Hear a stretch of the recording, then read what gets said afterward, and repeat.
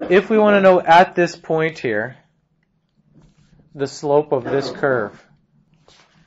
Okay, so we want slope of tangent at x equals 2. We're going to start with the slope of the secant. Okay, so this is limit of slope of secant. And we're going to say, well, what do we have here? We have f of 2 plus something minus f of 2, right? Over 2 plus h minus 2, just h, right? We want the limit of that as h approaches 0. Why can't it directly, well, we should write it out with a specific function, but then why can't we directly work that out? Instead of f, let's put the specific function in. So what is the specific function here that I put in? Yeah, so instead of f of 2 plus h, it's 2 plus h squared. Later on, we're going to do it in general and put x plus h squared and look for the slope anywhere. For now, we're just doing it at specific values, so we're going to put in a specific number like that, minus 2 squared, right? So for now, we're putting in specific values. Later, we're going to look in general, and that's actually what the derivative is. When we talk about derivatives, the derivative is the slope of the tangent line. Peter is high. What can we do is, why can't we sub this directly in like that? Yeah, it's undefined. This is undefined. What you can do is you can simplify this. Any limit you want to evaluate, if you can simplify it first, as long as you're algebraically simplifying it, not changing anything, the limit will still be the same, right? Often what it is there's a missing value in the whatever this whole function is, and once you simplify it, it kind of fills in that value. So if you algebraically simplify that, which if I give you a function that this is a cube or a fourth degree, you're maybe not going to like it. But for this, it's just multiplying out a binomial. 2 plus h squared is what? 4 plus 4h plus h squared, right? Is that true? 2 plus h, remember you got to do this. 2 plus h, 2 plus h. I don't care if you have to draw the lines or whatever, but we're not going to get hung up on the grade 9 algebra, right? Minus 4 over h. I can still keep going with this. I can get rid of those 4s, right? 4 and 4. I don't really think it's a good idea to start crossing stuff off, but just make the one change at a time. Just write 4h plus h squared over h.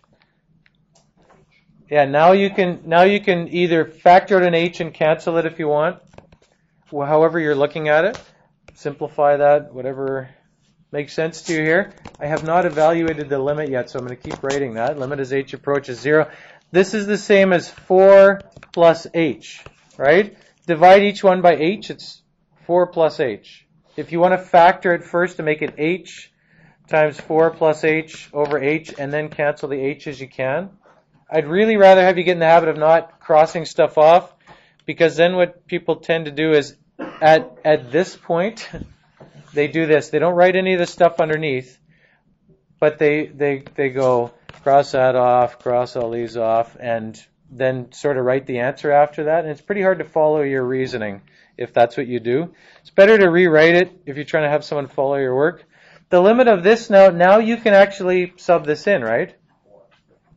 Your video's really long. Oh, it is. Yeah, okay, I'm going to have to separate it now, but thank you for pointing that out. Oh, come on, Keegan. We said that like a minute earlier. We were so into it, we forgot to look at the length. We can fix it, no worries. To figure this out now, you sub that value in, okay? Sub the value in, sub 0 in, what do we get here? 4 plus 0. Notice I'm not writing limit as h approaches 0 anymore because I'm subbing in the value. It equals 4. That is the slope at 2. Okay, if we go back to this now, hopefully when we graph it, it looks right. We got to get this back. We have to see how quickly we can put this function in here. Power of 2. We will put this up here a bit because we don't need that. Now I'm not going to be able to move all these apart here. Where's the other one? Oh, it's way up above there, isn't it? I lost it. It's right there. Okay. Right over here, it has the equation for this line, right? As I move this, this program happens to show the equation over there. The slope of that line, okay, the slope of this line here, this red line is 4. If we change this so that it shows it in a form where you can read the slope, okay, so there's the slope of the green line. What we're doing is we're doing this. We're putting that point on there, except, like, there we go. Now we're pushing this one closer. What's happening to the slope of the green line?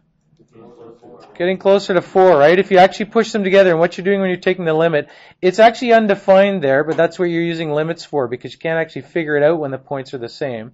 But you're using limits to get around that. All right? Does that make sense, what you're doing? Sometimes the algebra is going to be complicated.